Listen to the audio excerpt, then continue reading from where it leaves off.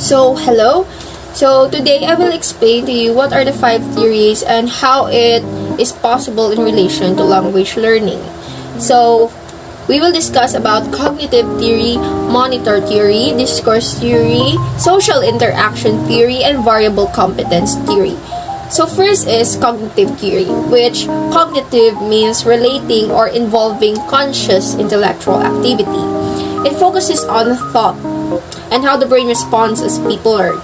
The focus of this theory is on how the brain processes information and how learning occurs as a result of their internal processing, which Piaget's cognitive development theory focuses on the growth of human intelligence. Piaget discusses his discoveries regarding the nature of knowledge and how humans may comprehend and use it. Its strength is in analyzing, such as gathering verbal material and processing it mentally. Cognitive learning tries to increase a learner's ability to digest knowledge in a more in-depth manner, similar to how the brain functions. Cognitive learning tactics result in higher retained learning, which means that concepts stay in your mind for a longer period of time. Its weaknesses is that it's because of the abstract nature of its thoughts and the difficulty of defining them without actions or expressions. Behaviorists regard this theory as inadequate for learning or deciphering a language. One of the factors contributing to cognitive learning weaknesses is that the process of learning a language by observing the mind rather than the behavior. Possibilities in relation to learning language learning. Considers language as it already happens inside the mind and try to analyze the computer, how the computer works, the input, processing, and output. That's how cognitive learning works. And also, mental acquisition includes storage, retrieval, and use of knowledge. And in terms of learning a language, you have to memorize all of the words and what is its meaning in terms of trying to learn a new language. Next is the discourse theory. The discourse theory, by the word itself, discourse, which means the discussion, spoken, written, communication, conversation, it all correlates to that, and everything that gives meaning to a word or text.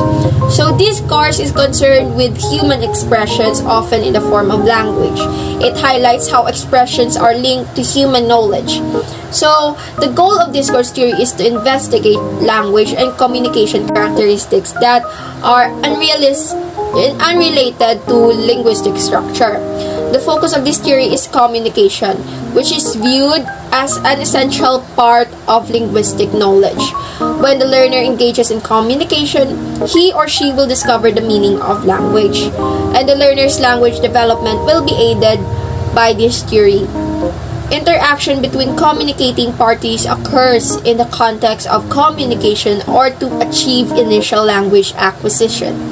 According to discourse theory, the person speaking can use text as long as it is in a participation in the discussion, as well as codes, languages, and methods of communicating about the issue.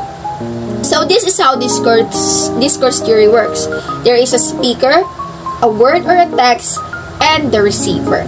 Its strength is that in terms of language learning, studying the meaning of a spoken or written text makes it easier to recall the topic in important contexts. It aids in our understanding of the function of language and how discourse can be used to promote positive social change. Its weaknesses is that it takes time and it is nothing more than a deconstructive reading of a text to understand its meaning. It does not provide answers to scientific research-based questions. Next is the possibilities in relation to language learning. Discourse theory is important in language learning because it focuses on oral and written communication. To summarize, discourse theory includes the use of proper grammar as well as the meaning of words in order to comprehend in the context. Next is the monitor theory. The monitor hypothesis or theory explains how acquisition and learning are related.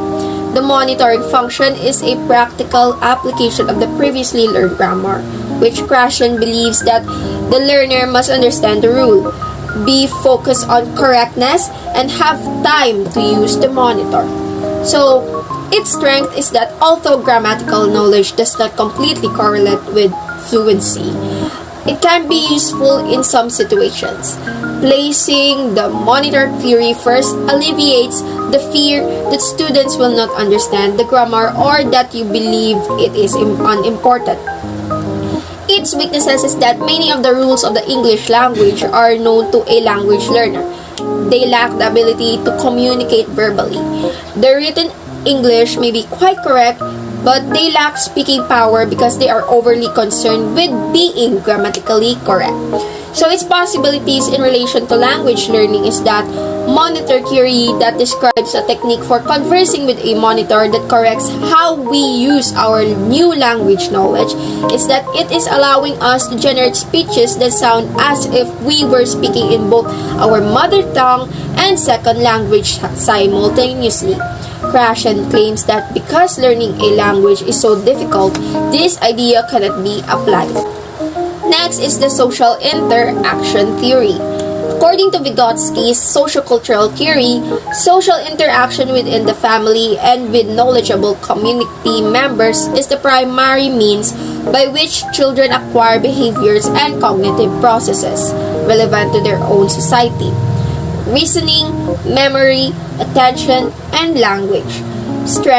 Its strength is that social interaction is crucial in the development of cognition. First at the social level and then at the individual level. First, there is interpsychological communication between people, and then there is intrapsychological communication within the child. So its weaknesses is that the person's attitude towards the learner can influence how the learner processes new words because social interaction is dependent on the environment or group. A learner's or child's lack of knowledge and inadequate ideas about the person surrounding the learner or child can affect its learning experience. So the possibilities in relation to language learning is that interaction in terms of learning a language can help you understand the meaning of the word, the topic, and the grammar.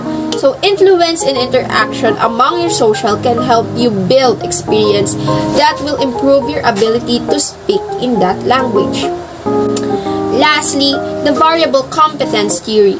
So according to the variable competence model or theory, but mostly model, of second language acquisition, the ability to use language varies systematically within functional domains and linguistic contexts, and that such variability exists in interlanguage as well.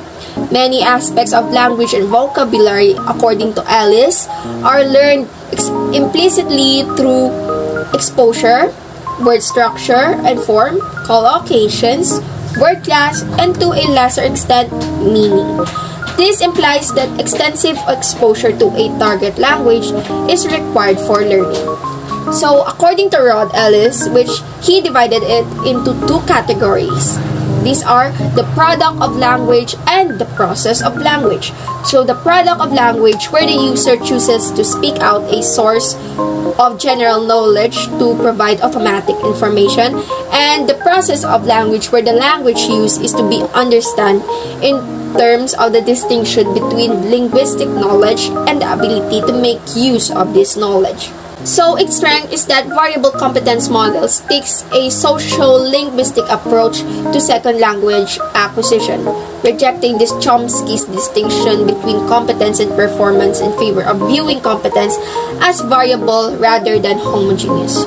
Its weaknesses is that the problem with the variable competence model is that it has serious conceptual flaws, which Chomsky distinguished between performance and competence because it is consistent with his theory of language acquisition.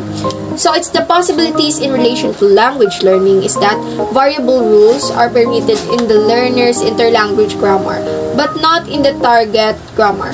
The observed variability in second language learners' performance is explained by learners initially having a non-variable representation for a grammatical property in the second language, but then nothing forms in the input that contradict the original representation.